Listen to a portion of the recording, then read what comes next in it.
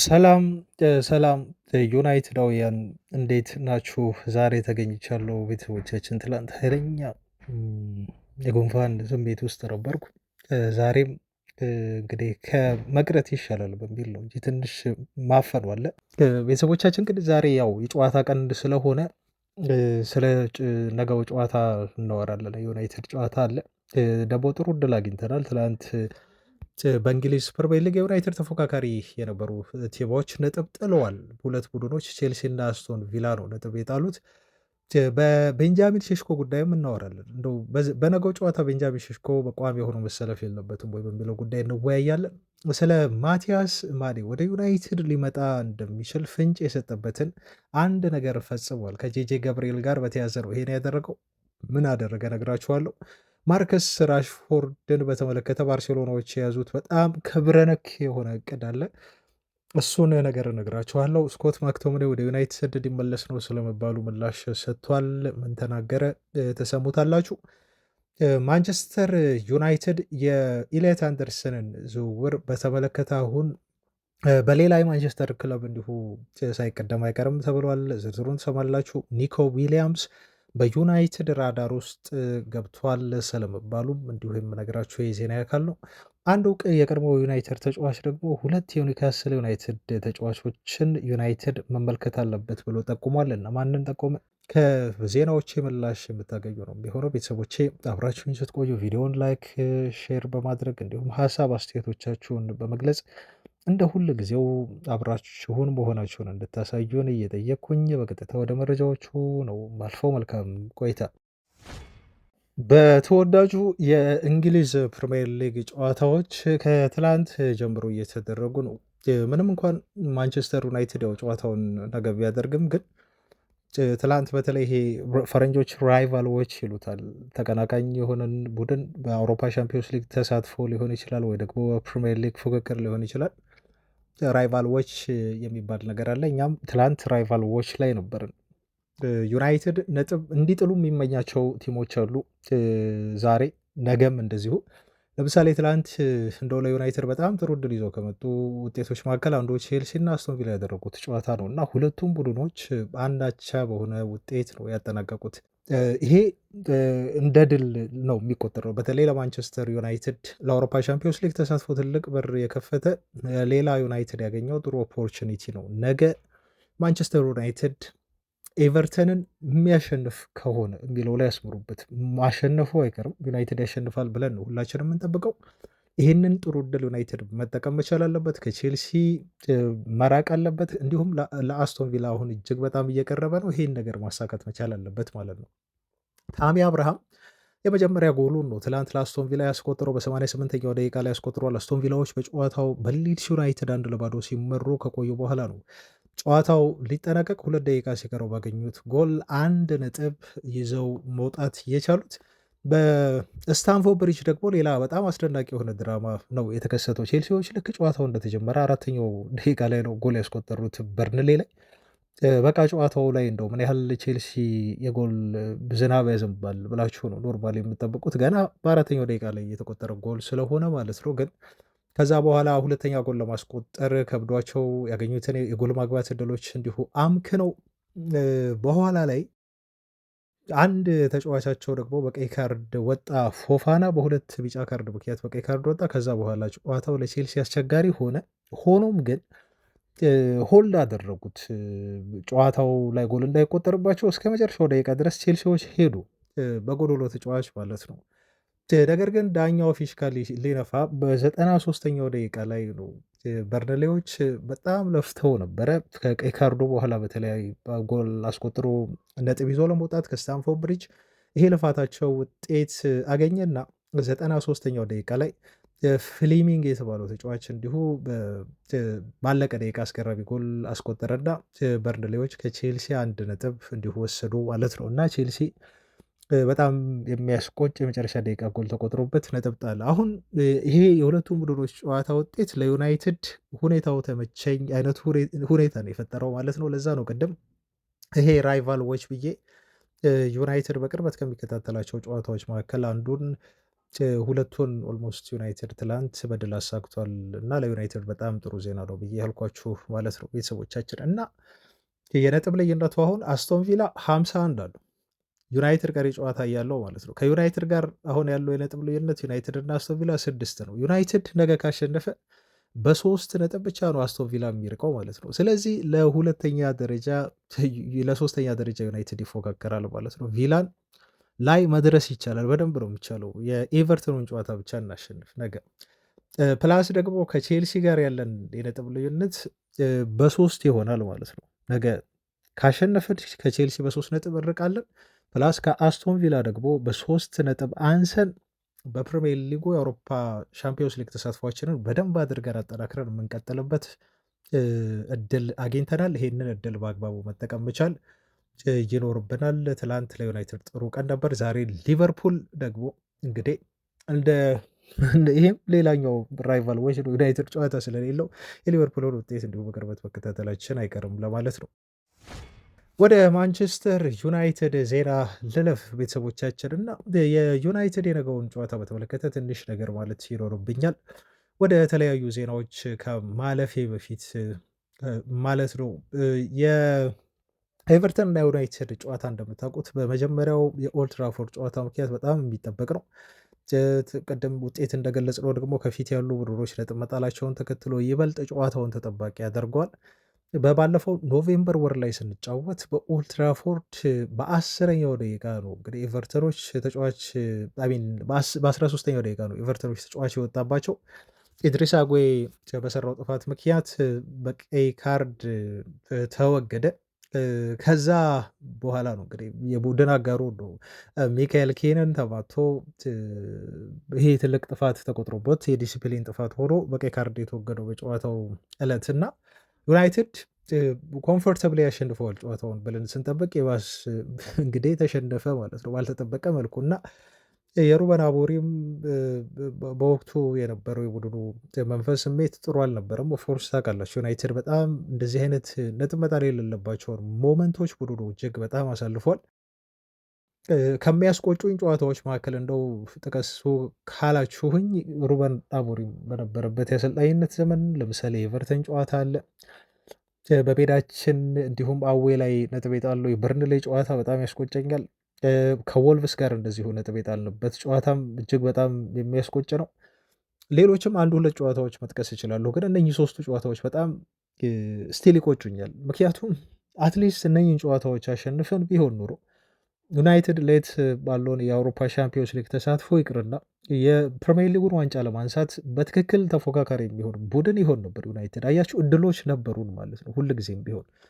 አሁንም እድሎች አሉን። በጣም ጥቂት ቀሪ ጨዋታዎች ነው ያሉት። ኦፍኮርስ አሁን አውቃለሁ፣ ግን ዜር ኢዝ ኦልዌይዝ ኤ ቻንስ የምትጠቀሙ ከሆነ ምንጊዜም ቢሆን እድል ይኖራል። ቼልሲም ነጥብ ይጥላል፣ ሲቲም ነጥብ ይጥላል፣ አርሰናል ነጥብ መጣሉ አይቀርም ከዚህ በኋላ። ኦፍኮርስ ዩናይትድም ነጥብ ሊጥል ይችላል፣ ግን ሙሉውን ጨዋታዎች ደግሞ የሚያሸንፍ ከሆነ ስቲል እድሎች ሊኖሩ እንደሚችሉ እና የሆነ ነገር አስገራሚ ሲዝን ሊሆን እንደሚችል መገመት ትችላላችሁ። አላውቅም፣ ሁለተኛ ሆኖ መጨረስ ሊሆን ይችላል ወይ ደግሞ ለዋንጫ ተፎካካሪው በጣም መጠጋት ሊሆን ይችላል። ብቻ እድሎች ኦልዌይስ እንዳሉ የሚያሳየዋችሁ እነኛ ባከን ናቸው። በአሞሪም ጊዜ ውድ የሆኑ በጣም ወሳኝ የሆኑ ነጥቦች ናቸው ለማለት ነው ቤተሰቦች። እና ይህንን ጨዋታ አሁን የምንበቀልበት ነው። ኦፍኮርስ ዩናይትድ ያን ጨዋታ ማሸነፍ ይችል ነበር። ኤቨርተኖች ግን በጥሩ የመከላከል ጥበብ ተጠቅመው ነው ከዩናይትድ 3 የሆነች ውድ ነጥብ በጎዶሎ ተጫዋች ኦልሞስት ለ80 ደቂቃ ያህል ተጫውተው ይህንን ስኬት እንደዚሁ ማሳካት የቻሉት ማለት ነው ቤተሰቦቻችን። እና የነገው ጨዋታ ለዩናይትድ በሁሉም ረገድ በጣም ወሳኝ ነው ቢሆኑ፣ ግን አሁን ትልቅ የሆነው ማይክል ካሪክ እንደው መፍታት አለበት ወይ ይፈተዋል ብለን የምንጠብቀው አንድ ጉዳይ እንዳለ ደግሞ እዚህ ጋር በግልጽ ማስቀመጥ እፈልጋለሁ። በዌስትሃሙ ጨዋታ ዕለት ሎ ብሎክ የሚጫወቱ ቲሞች እንዴት ዩናይትድን እንደሚያስቸግሩ ተመልክታቸዋል።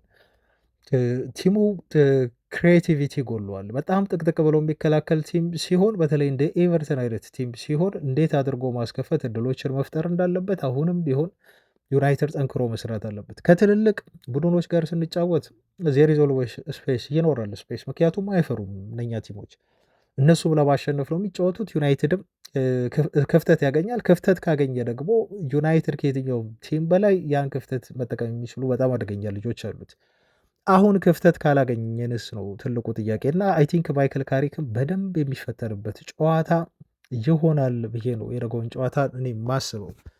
በተለይ አሁን ኤቨርተን እንደሚከላከል የታወቀ ነው። በራሳቸው ሜዳ እየተከላከሉ ነው የሚያገኙትን የጎል ማግባት እድል ተጠቅመው ጎል ለማስቆጠር ጥረት የሚያደርጉት። ለዚህ ተስማሚ የሆነ ፎርሜሽን እና ፎርሜሽኑ እንኳን አክቹዋሊ የሚቀየር አይመስለኝም፣ ግን ለዚህ ተስማሚ የሆኑ ተጫዋቾችን መምረጥ አሰላለፉን መከተል ላይ በጣም ጥንቃቄ ማድረግ ይኖርበታል ማለት ነው ካሪክ። ለምሳሌ አንደኛው እኔ የማምንበትና እንደው ቢያደርገው ብዬ የማስበው ፊት መስመር ላይ 9 ቁጥር ቦታ ላይ ቤንጃሚን ሼሽኮ መሰለፍ መቻል አለበት። ለምንድነው ይሄን ያልኳችሁ ቤተሰቦቼ? አላቅም። ይሄ የኔ ሀሳብ ነው። እናንተ ሀሳብ ደግሞ መስጠት ትችላላችሁ። ምክንያቱም ቤንጃሚን ሼሽኮ ቁመት አለው፣ ተክለ ሰውነት አለው፣ በጣም ይሮጣል። ለእንደዚህ አይነት ጨዋታ በጣም ተስማሚ ልጅ ነው። ኤቨርተን ስፔስ የማይሰጥ ከሆነና ስፔሶችን የሚዘጋብን ከሆነ ያለን አማራጭ ምንድነው? ቦክስ ውስጥ ኳሶችን መጣሉ። ልክ በዌስትሃም ዩናይትድ ጨዋታ ታስታውሳላችሁ። ብሪያን ምቦሞ የጣለውን ኳስ ነው እንግዲህ በማይጠበቅ መልኩ አስቆጥሮ ቤንጃሚን ሼሽኮ 1 ነጥብ ይዞ እንድንወጣ ያደረገን። ስለዚህ ጥቅጥቅ ብለው የሚከላከሉ ቲሞች፣ ስፔስ የማይሰጡ ቲሞች ላይ አብዛኛው ጊዜ የምትገደዱት ኳስ ብዙ ጊዜ ወደ ሳጥን ውስጥ መጣል ነው ማለት ነው፣ የአየር ላይ ኳስ በብዛት።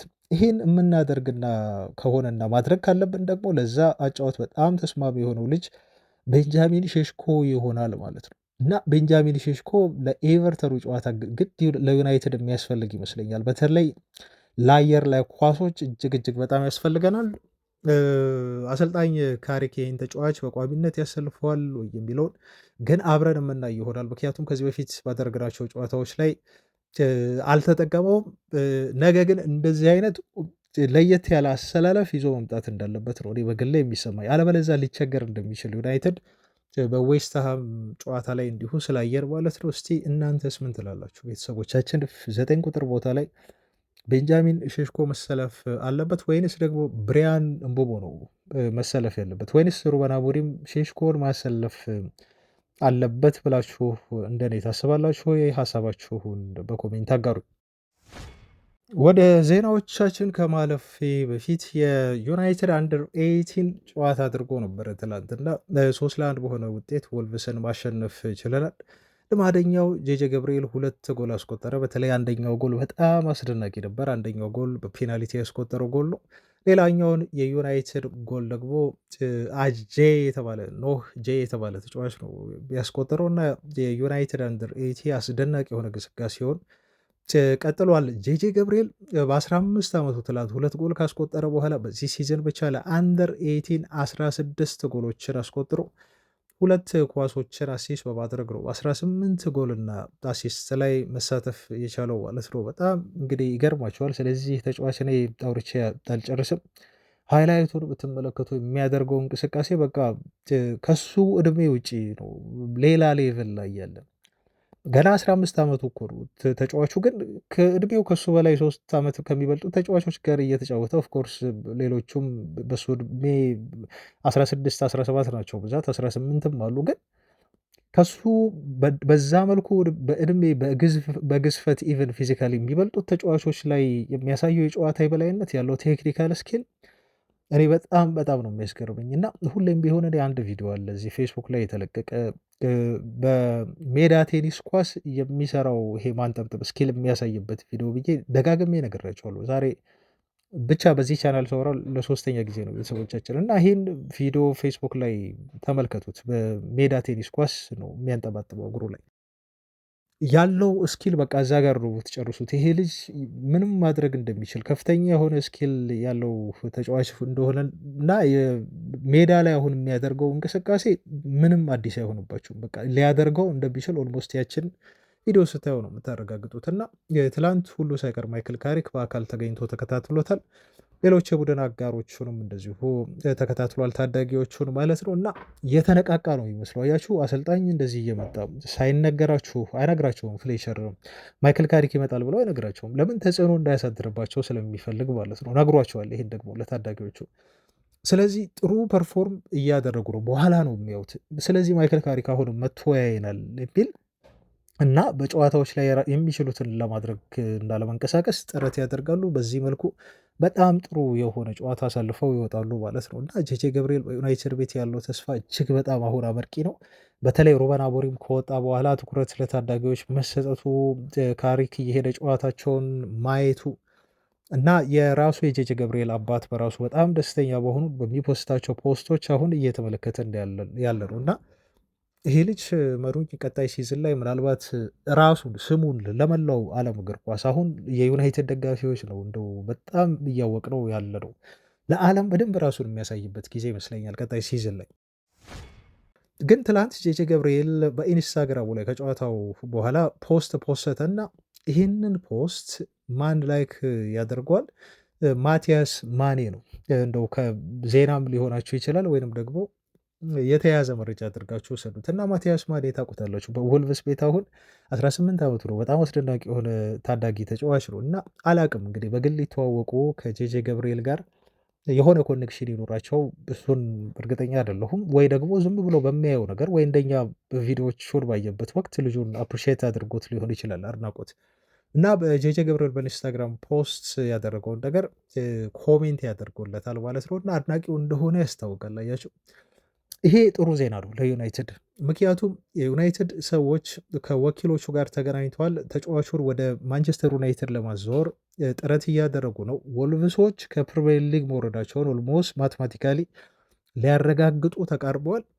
ስለዚህ ይሄ ተጫዋች መልቀቁ አይቀርም ወልቭስን ማለት ነው። 50 ሚሊዮን ፓውንድ ነው ይጠይቁበታል ተብሎ የተነገረው። 50 ሚሊዮን ፓውንድ ለዩናይትድ ብዙ ገንዘብ አይደለም። የክለቡ ዴታ ዲፓርትመንት በተለይ ስካውት ሲያደርጉ የሚመለከቱት አንድ ሪፖርት አለ እንደነገርኳቸው በጣም ብዙ ዳታዎችን ያሉ ያ ሰፖርት የሚያደርጋቸውና እንደተባለው የዩናይትድ አመራሮች ተጫዋቹን ለማስፈረም እውነተኛ ፍላጎት ኖሯቸው የሚፈጽሙት ከሆነ ዝውውሩን ለዩናይትድ በጣም ቀላል ዝውውር ይመስለኛል እና ማኔ ላይክ ማድረጉ የጄጄ ገብርኤልን የሆነ የሚነግራቸው ነገር ይኖራል። ቤተሰቦች እንደው እርግጠኛ ሆኜ እንዲህ ለማለት አይደለም፣ ግን ዜር ኢዝ ሰምቲንግ ቢሃይንድ የሚለውን እዚህ ጋር ለመናገር ነው።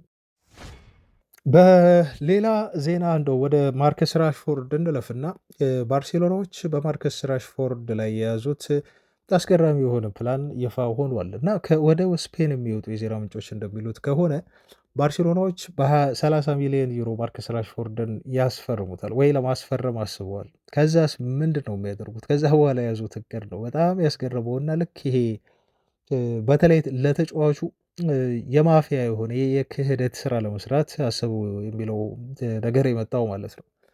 እሱን 30 ሚሊዮን ዩሮ ይገዛሉ። ምክንያቱም መብቱ አላቸው፣ ኮንትራቱ ላይ አካተዋል። ከዛ በኋላ ብዙ ክለቦች እንደሚፈልጉት ያውቃሉ። ያለባቸውን የገንዘብ ችግር ለመቅረፍ እንደነ ባየር ሙኒክ እንደነ ፒኤስጂ የመሳሰሉ ክለቦች 45 እስከ 50 ሚሊዮን ዩሮ በማርከስ ራሽፎርድ ዝውውር ላይ ለማውጣት ፈቃደኛ የሆኑ ክለቦች አሉ እና ከገዙት በኋላ ከዩናይትድ በ30 እሱን መልሰው ደግሞ ለሌሎች ክለቦች 10 ሚሊዮን ዩሮ የሚሆን 20 ሚሊዮን ዩሮ አትርፈው ለሌሎች ክለቦች ማርከስ ራሽፎርድን የመሸጥ እቅድ ይይዘዋል ባርሴሎናዎች የሚል ዘገባ ተመለከትኩና በርካታ የስፔን መገናኛ ብዙኃን ይህን ዘገባ እያንሸራሸሩት ነው። ቤተሰቦቻችን አላቅም ወዲያው አስፈርመውት ወይ ወዲያው በዛው ክረምት ላይ ልጁን መሸጥ አስበው ይሁን ወይ ደግሞ ቢያንስ እስከ ጥር ድረስ እስከ ቀጣዩ ጥር የዝውውር መስኮት ድረስ አቆይተው በጥር ላይ ሊሸጡት ይሆን? እሱን ፕላናቸውን የማውቀው ነገር የለም። ግን የያዙት እቅድ አሁን ይሄን ነው። በ30 እሱን ማስፈረም ከዛ በኋላ ተጫዋቹን መልሰው አትርፈው ደግሞ እስከ 50 ሚሊዮን ዩሮ በሚደርስ የዝውውር ገንዘብ ራሽፎርድን የመሸጥ እቅድ አላቸው ተብሎ ዜና እንዲሁ ሰምቻለሁ። ይሄ ቢሆን ከሆነ በተለይ ለራሽፎርድ ትልቅ የሆነ ዲስሪስፔክት ነው ብዬ ነው በግል የሚያስበው። ልጁ ወዷቸው ፈልጓቸው ያለ እናንተ አልጫወትም ብሎ የሄደ ልጅ ነው። እንደዚህ አይነት ነገር የሚያደርጉበት ከሆነ እንደ ዜናው ከሆነ ግን በጣም የሚያስገርም ነው የሚሆነው። በሌላ ከቀድሞ የዩናይትድ ተጫዋች ጋር ስኮት ማክቶምኔ ጋር የተያዘ ዜና ሳደርሳችሁ ማክቶምኔ ወደ ዩናይትድ ሊመለስ ይችላል። ተጫዋቹ ወደ እንግሊዝ መጥቶ በድጋሚ የሚጫወት ለዩናይትድ ፍላጎት አለው ተብሎ ቢወራም ግን አሁን ቶታሊ ልጁ አረጋግጦታል ይሄን ነገር ሐሰት ነው ብሎ ነው ማክቶምኔ በሰጠው ኢንተርቪው ላይ ይሄን የገለጸው ማለት ነው። የኔ ወኪል ከየትኛውም የእንግሊዝ ክለብ ጋር ንግግር እያደረገ አይደለም ወይም ኮሚኒኬት አላደረገም ብሏል። እኔ በናፖሊ ቤት እጅግ በጣም ደስተኛ ነኝ ሲል እየተናገረው የናፖሊ ተጫዋች ነኝ። የማስበው ስለዚህ ክለብ ብቻ ነው። የወደፊቱ ሁኔታዬ በጣም ወሳኝ እንደሆነ አውቃለሁ እና ግን ራሴን የማየው ለረጅም ጊዜ ናፖሊ ተጫዋች ሆኜ ነው በሚል ነው ማክቶመኔ ይሄን ወሬ አጣጥሎ እንግዲህ ምላሽ እየሰጠው ማለት ነው። ናፖሊዎች ተጫዋቹን 80 ሚሊዮን ዩሮ የሚጠጋ ዋጋ ለጥፈውበታል ተብሏል። ወይም ይሄ 70 ሚሊዮን ፓውንድ እንደማለት ነው። አሊያም ደግሞ 88 ሚሊዮን የአሜሪካ ዶላር ሚኒመም ከተጫዋቹ ዝውውር ይፈልጋሉ መባሉን ሰምታችኋል። ኢቨን አርሰናል ሁሉ ይፈልገዋል ተብሎ ተነግሯል። የገዙት 30 ሚሊዮን ዩሮ ብቻ ነው ከዩናይትድ። ስለዚህ ቢያንስ ከእጥፍ በላይ ነው የሚፈልጉት ተጫዋቹን ለመሸጥ ማለት ነው። አዲስ ኮንትራት ለመፈረም ተጫዋቹ አይ ቲንክ ሳይቃረብ አይቀርም እስከ 2030 እና ከዛ በላይ የሚያቆየውን አዲስ ውል ቀርቦለት በጥሩ ደሞዝ በኔፕልስ ቤት ተጫዋቹ ቆይታውን ለማድረግ እና ውሉን ኤክስቴንድ ለማድረግ እንደተቃረበ ነው ሪፖርቶች የዘገቡት። ወደ ዩናይትድ ግን እንደማይመጣ ተጫዋቹ በራሱ አንደበት ተናግሯል። ቀጥለናል።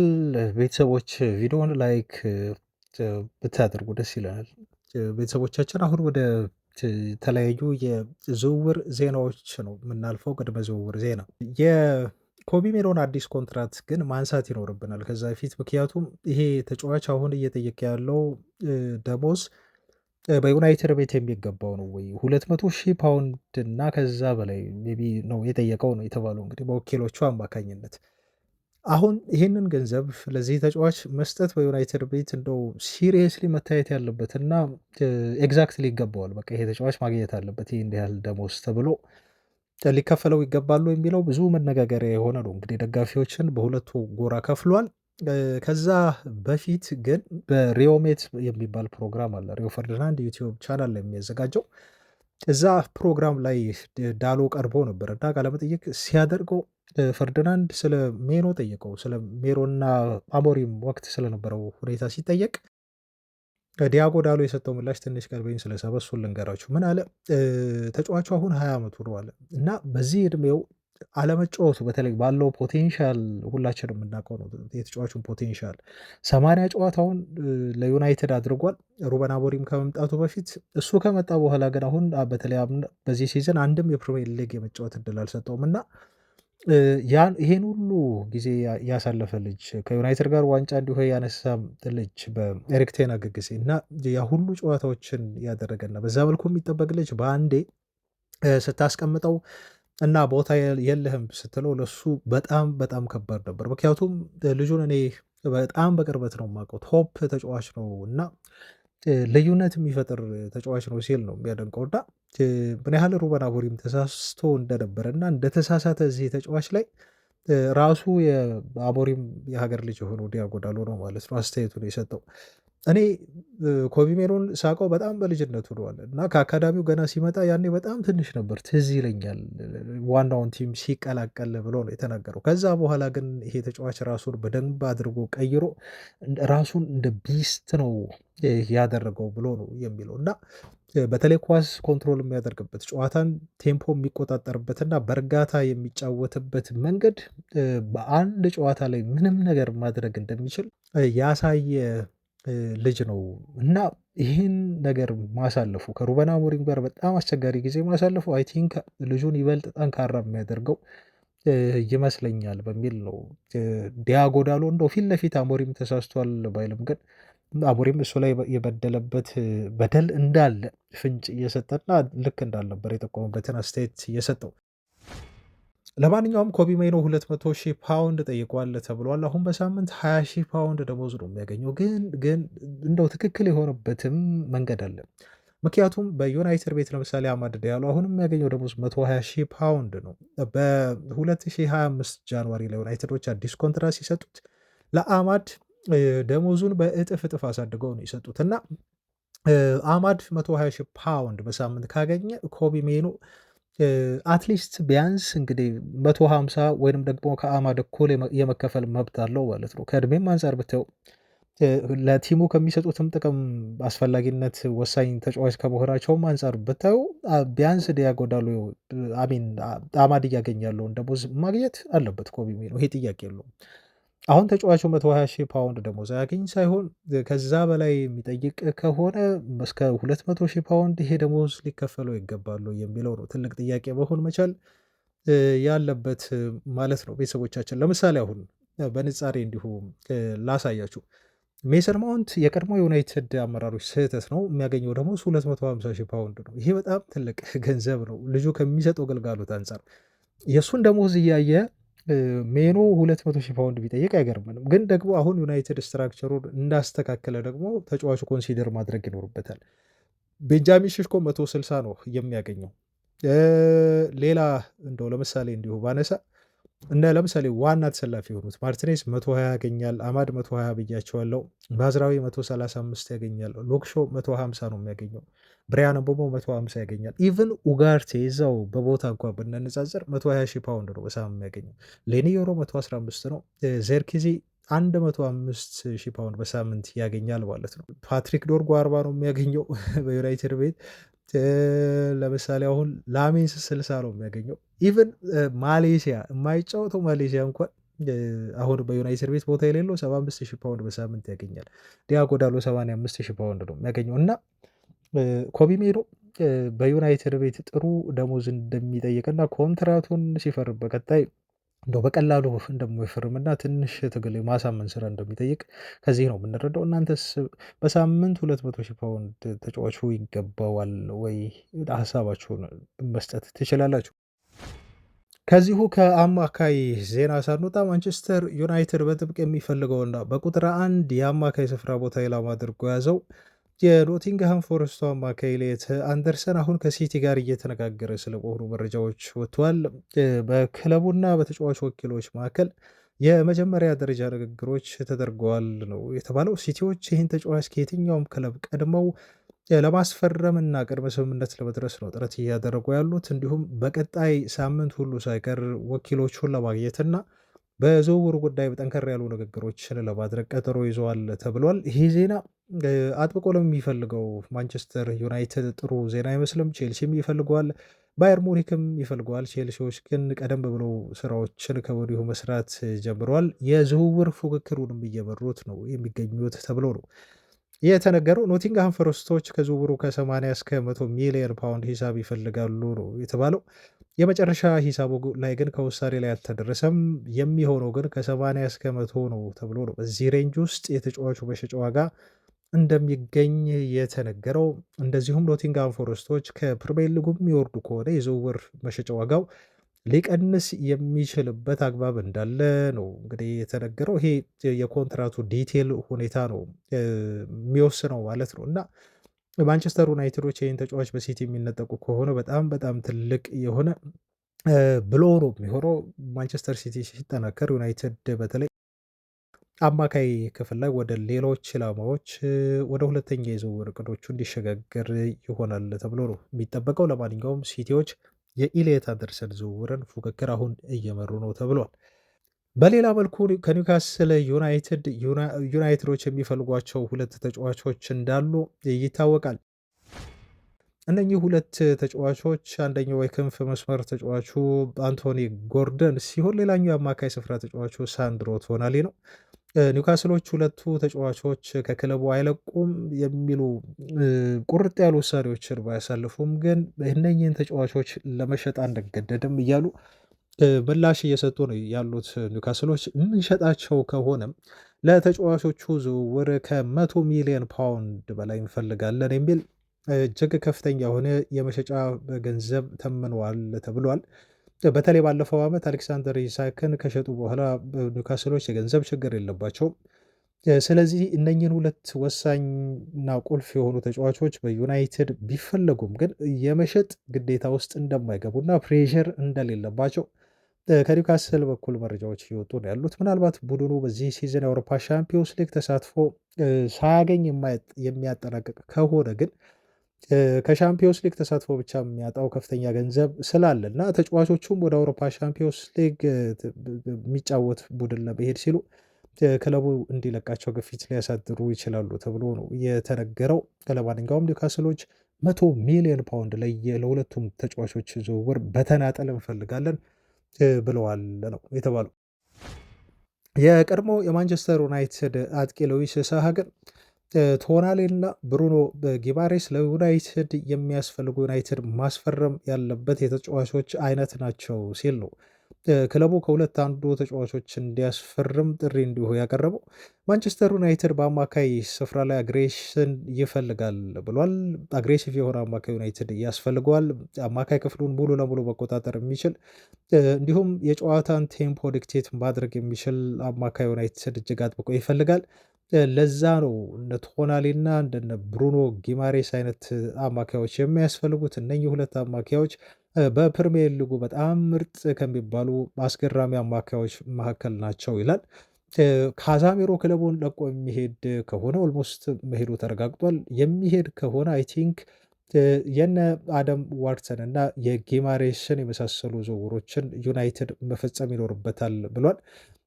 ምክንያቱም ጊማሬሽ የቡድንህ የአማካይ ክፍል ተቆጣጣሪ ብቻ ሳይሆን እሱ የቡድን መሪና እንዲሁ ካፒቴን መሆን የሚችል ተጫዋች ነው። እንደነዚህ ያሉ በእነኚህ ሌቭል ያሉ ተጫዋቾችን ነው ዩናይትድ ማስፈረም የሚኖርበት እና የካሳሚሮ ምትክ ማድረግ ያለበት ሲል ነው ሉዊስ ሳሃ አስተያየቱን የሰጠው። ቀጣይ ክረምት ላይ ዩናይትድ በአማካይ ቦታ ላይ እንደነ ዋርተን እንደነ ጊማሬሽ እና ቶናሊ የመሳሰሉ አማካዮችን ለማስፈረም ወደ ዝውውር ገበያው መውጣት እንዳለበት ሳሃ ጠቁሟል። እንደ ጊሪያም ቤይሌ ዘገባ ከሆነ ማንቸስተር ዩናይትዶች የአትሌቲክ ክለብ የክንፍ መስመር ተጫዋች የሆነውን ኒኮ ዊሊያምስን ማስፈረም ይፈልጋሉ ብሏል። ዩናይትዶች ተጫዋቹን በጣም በቅርበት እየተከታተሉት እንደሆነ እና ቀጣይ ሰመር ላይ ተጫዋቹን ለማስፈረም እንቅስቃሴ ሊያደርጉ እንደሚችሉ ነው የዘገበው። ባርሴሎና ባለፈው ክረምት ሊያስፈርመው ከጫፍ ደርሶ በአዲስ ኮንትራት በመፈረሙ ምክንያት አልተሳካለትም። እንዲሁም አርሰናል እጅግ በጥብቅ ይፈልገዋል ተብሎ ሲወራ ቢቆይም ሌሎች ተጫዋቾችን አስፈርሟል። ቼልሲ ይፈልገዋል፣ ሊቨርፑል ይፈልገዋል። እነዚህ አራት ክለቦች የቀድሞ ፈላጊዎቹ ሲሆኑ ዩናይትድ ደግሞ አዲስ ፈላጊ ሆኖ ብቅ ብሏል። እንደውም ለተጫዋቹ ኢንተርሚዲሪዎች ይሄን ጉዳይ አስታውቀዋል ተብሎ ነው የተገለጸው። ለሶስተኛ ወገን አደራዳሪዎች ሁኔታውን አሳውቀዋል። ተጫዋቹ በቀጣይ ሰመር ላይ እንግዲህ ለዝውውር የሚቀርብ ከሆነ እስከ 87 ሚሊዮን ፓውንድ የዝውውር ገንዘብ ከፍለውም ቢሆን ለማስፈረም ፍላጎት አላቸው። ማንቸስተር ዩናይትዶች ኒኮ ዊሊያምስን በክንፍ አጥቂ ቦታነት ወደ ማንቸስተር ዩናይትድ ሊያመጡት ይፈልጋሉ የሚል ዜና ነው እንግዲህ ወደ ስፔን እየተዘገበ የሚገኘው። ቤተሰቦቻችን ለዛሬ ያስንላችሁ መረጃዎች ይህንን ይመስላሉ። አብራችሁን ስለነበራችሁ እጅግ ከልብ እናመሰግናለን። ነገም አገኛችኋለሁ ፋሚሊዎች። ነገ ያው ጨዋታ ቀን ነው። ስለ ጨዋታው አዳዲስ ጉዳዮችን እንዲሁም ተጨማሪ ዜናዎችን ይዘን እንገናኛለን። እስከዛው ሰላም ሁሉ ባይ